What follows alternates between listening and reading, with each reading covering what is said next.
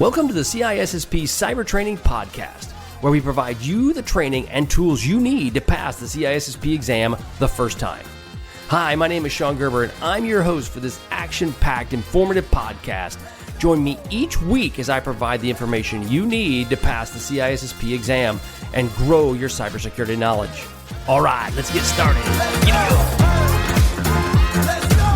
Good morning, it's Sean Gerber with CISSP Cyber Training, and hope you all are having a blessed day today. Today is CISSP Question Thursday, so we are excited about going over some various CISSP questions, and today is going to be over Domain 7 of the CISSP. And in this episode, we're going to be talking about firewalls, next-generation firewalls, packet filtering, and so forth, because as you all know, this is a follow-on to what we talk about on Monday. And on Monday, we talked about next-generation firewalls, packet filtering, and so on. So bottom line is that we set this up so that on Mondays, we have the podcast, and then on Thursdays, we actually go over some of the questions. But before we go over some of the questions today, we're going to go over an article I saw in the InfoSec industry, and it was actually originally came out of the Wall Street Journal as it relates to U.S. insurers use drone photos to deny home and insurance policies.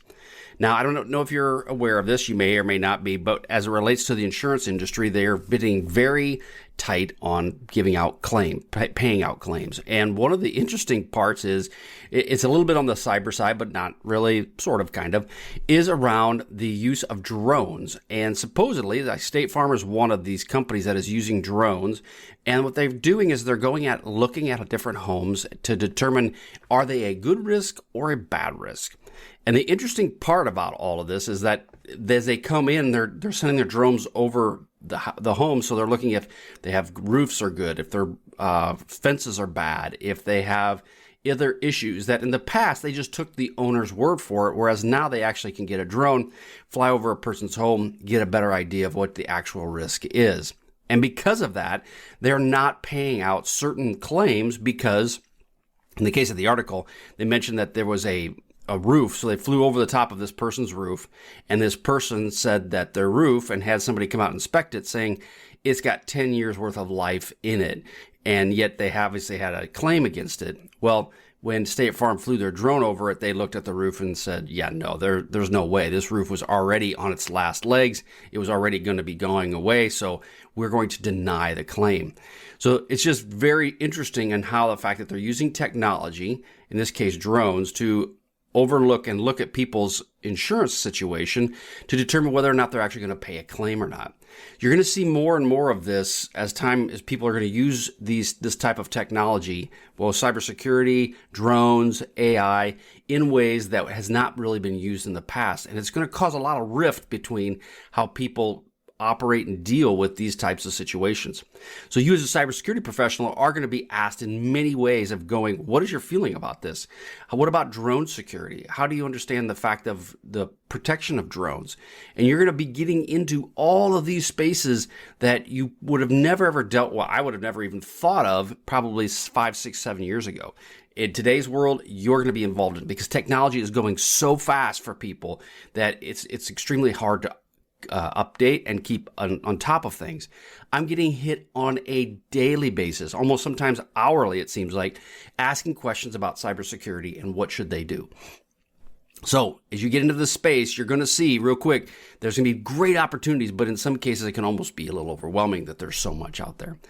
Bottom line is they dropped this policy, they dropped the person, and therefore they lost out. Even when they went and appealed it, State Farm said, no, talk to the hand, we're not going to work with you. So I thought that was a very interesting concept from State Farm in the fact that they're moving in this space as quickly as they are. So, all right, let's move into the CISSP cyber questions, and let's get into your questions for this week. Okay, so these questions are over 7.7.1 of the CISSP exam. Now, before we get started, just real quick on that, though, is that you can get all of these questions at CISSPcybertraining.com, and you can check out these pet questions as well in my blog post, and they're all available for you to be able to view and to be able to get access to them. Okay, so let's roll into question 1. What is the primary function of a traditional firewall? Again, what is the primary function of a traditional firewall? A, to encrypt data packets. B, to filter traffic based on predefined rules. C, to authenticate user identities, or D, to monitor system performance. What is the primary function of a traditional firewall? Now, many of these pieces that we just talked about may be part of a firewall, but which one is the primary function? Again, key word. And that is to filter traffic based on predefined rules. Okay, so as you go into firewalls, they're going to be inspecting the different packets that are coming in, and they're going to be looking at these headers, and they're going to enforce security rules based on what these headers will say. So it could be allowing, could be blocking, could just be monitoring, and they could be looking at various aspects around IPs, ports, and protocols. So that is the purpose of an overall traditional firewall. And you'll be getting into organizations where you may work out of, and they may have lots of traditional firewalls, or you may get into areas where they have something different, such as the next question, which would be a next generation firewall. So which of the following is unique to a next generation or NGFWs compared to traditional firewalls? So next generation firewalls obviously are the next step, and they're more expensive, but they do provide some level of value beyond just a traditional firewall. A, application awareness. B, stateful packet inspection. D, static packet filtering. Or D, basic access controls. Which of the feature is unique to a next generation firewall compared to a traditional firewall? And the answer is A, they have application awareness. So when an application is connecting and communicating through a firewall, these next generation firewalls do understand that, and they're able to manage and filter the traffic based on the application is using, such as it could include ports and protocols, but it isn't just ports and protocols. It's more of the fact of what the application is using from the connection itself. And these work really well against the sophisticated type cyber threats and attacks.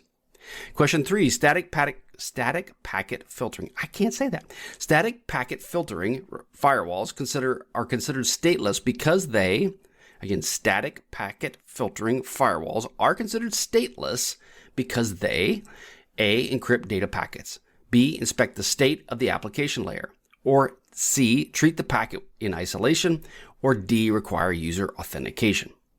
So static packet filtering are considered stateless because they, C, treat each packet in isolation. So static packets filtering firewalls, they do not maintain a record of any ongoing connection. So which means they treat each packet in isolation without considering the context of the overall packet itself.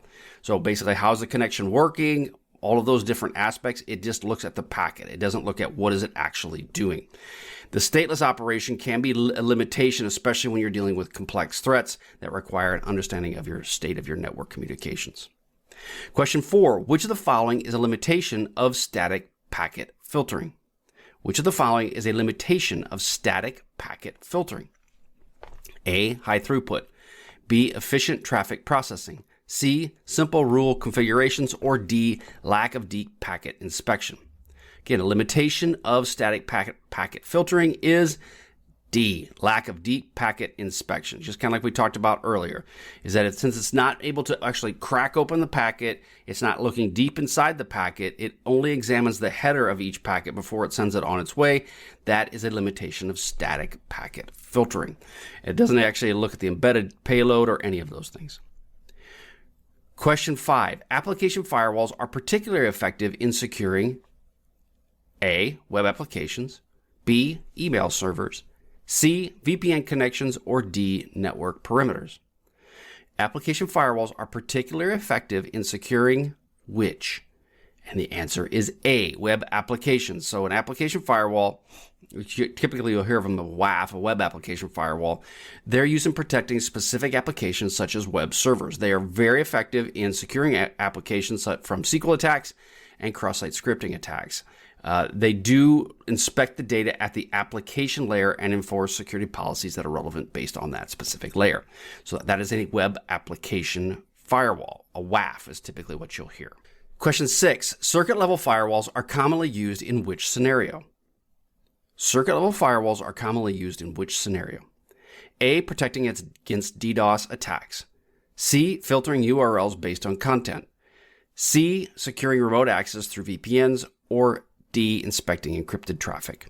Again, circuit level firewalls are commonly used in which scenario?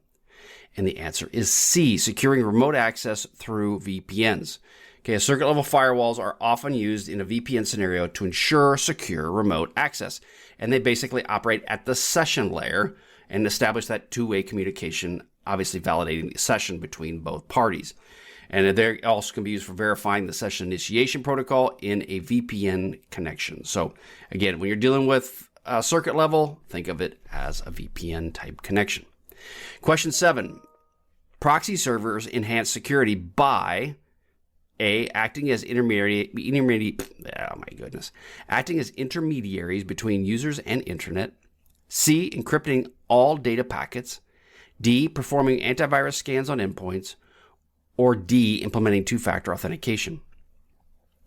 Proxy servers enhance security by, and the answer is A, acting as an intermediary between the users and the internet. Proxies do this through an anonymity. See, I get these big $10 words, don't get them. Anonymity, right? Anonymous ways, and they basically cache the content and ensure that the security is enabled.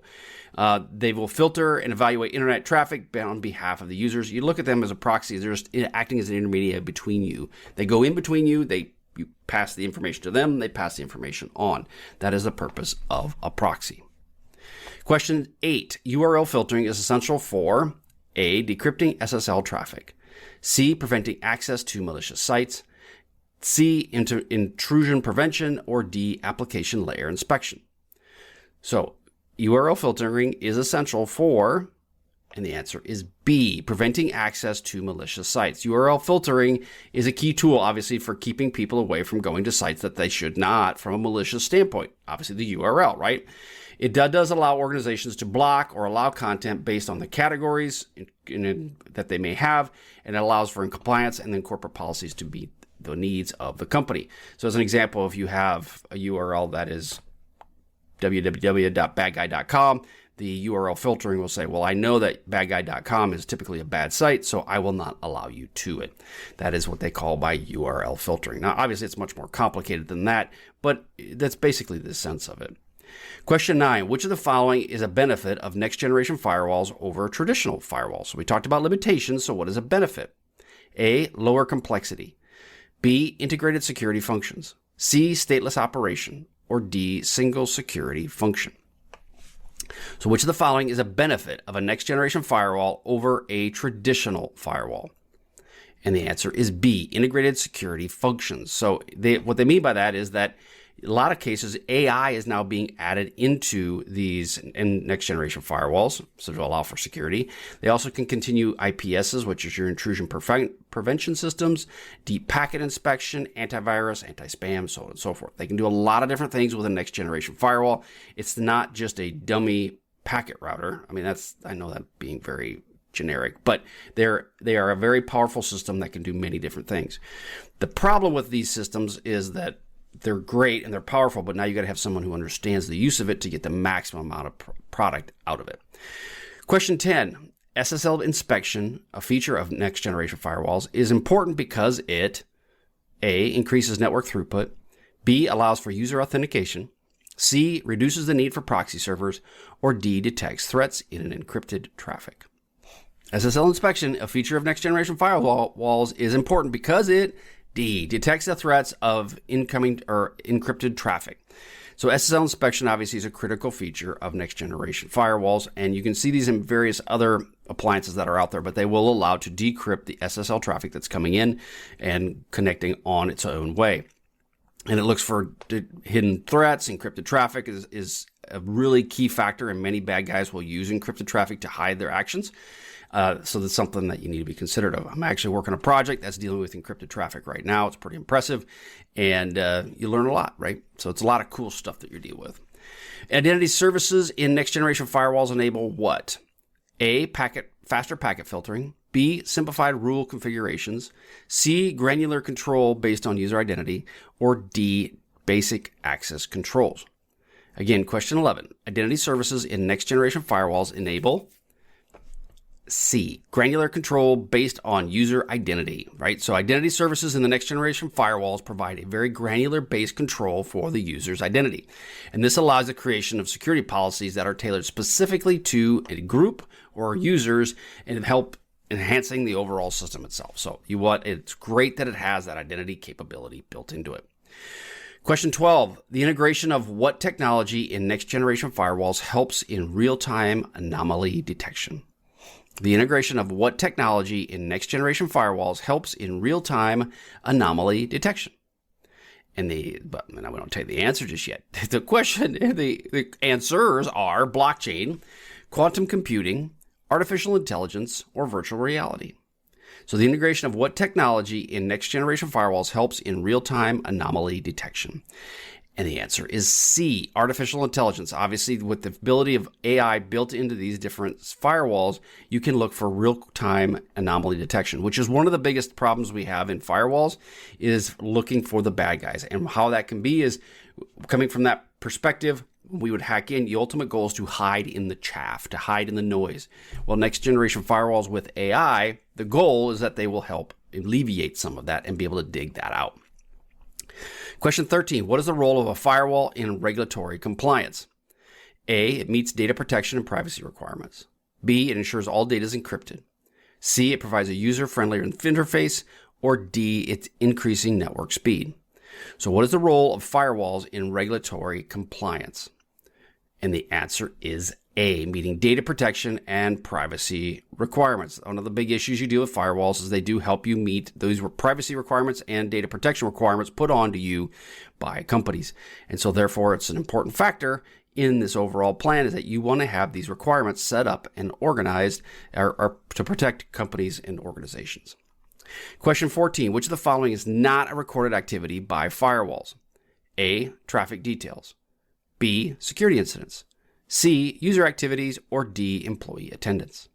So which of the following is not a recorded activity by a firewall?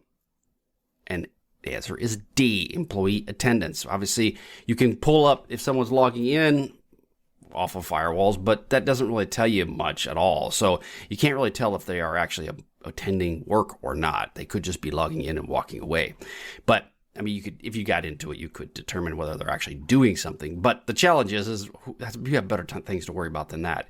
If you're looking at employees and if they're doing their work over a firewall, then one, you better find some new employees and just not worry about it. Or two, you got too much time on your hands. Question 15, next generation firewalls maintain performance by A, limiting the number of security functions. B, designing to handle multiple security functions. C, using static packet filtering. Or D, disabling application awareness. Question is, next generation firewalls maintain performance by, and the answer is B, designed to handle multiple security functions at any one time. From deep packet inspection to AI aspects to IPS aspects, they all can handle many security different functions. Now, again, one thing to think about with next generation firewalls, they are all not equal. Some are much better than others, so be careful what you purchase and what your expectations are. If your expectations are super high and you go with a cheap version, you will probably be, unfortunately, unhappy. So they're not cheap, especially for good ones. They are not cheap at all. So just keep that in the back of your mind.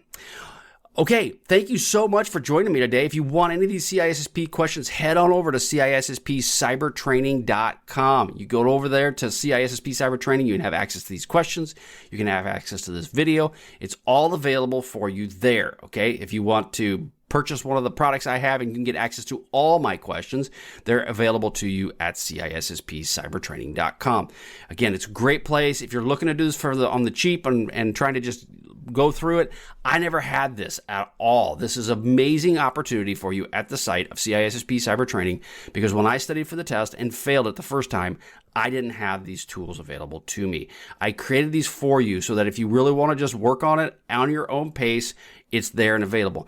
However, if you want a plan that you want to get it done, I have a blueprint, I have all the questions, I have all the podcasts that are all collated and ready for you to help you get this thing done on the fastest way possible.